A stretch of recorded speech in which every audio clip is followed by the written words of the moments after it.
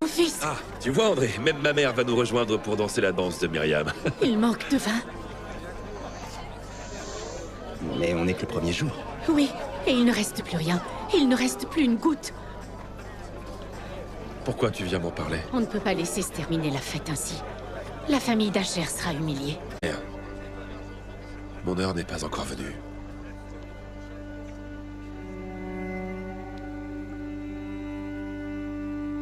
Si ce n'est pas maintenant, alors quand?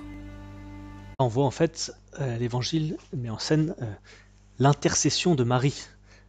La Vierge Marie va voir son fils et lui demande un service, lui demande une faveur.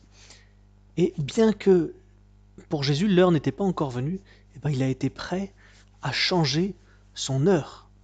Son heure, c'est-à-dire l'heure de la révélation de qui il est au monde. Il a été prêt à changer cela, à l'avancer, simplement sur la demande de la Vierge Marie. Jésus, qui aime tellement sa mère, ne peut rien lui refuser, parce qu'il sait que sa mère, qui est Immaculée Conception, qui est extrêmement bonne, qui est parfaite même, elle ne peut pas vouloir quelque chose de mal. Donc il sait que quand sa mère lui demande quelque chose, eh ben, c'est toujours quelque chose de bon, et il est toujours prêt à l'accorder.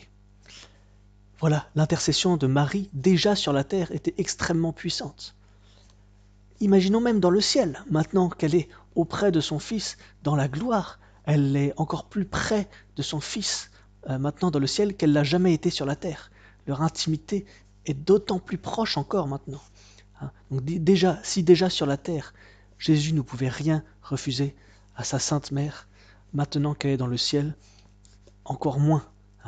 Prions la Vierge Marie. Toute une tradition fait de Marie l'intermédiaire de toute grâce. Demandons à la Vierge Marie de nous venir en aide, demandons des faveurs à la Vierge Marie, et la Vierge Marie va venir lui demander à son Fils Jésus à notre place.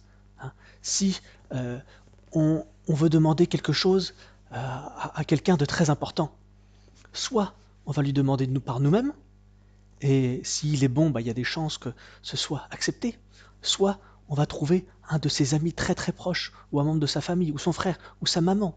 Et si on arrive à convaincre sa propre maman ou son meilleur ami de venir demander la faveur à notre place, eh ben on est encore plus sûr que cette faveur va être accordée. Parce qu'on ne peut rien refuser à notre mère, à nos amis très proches.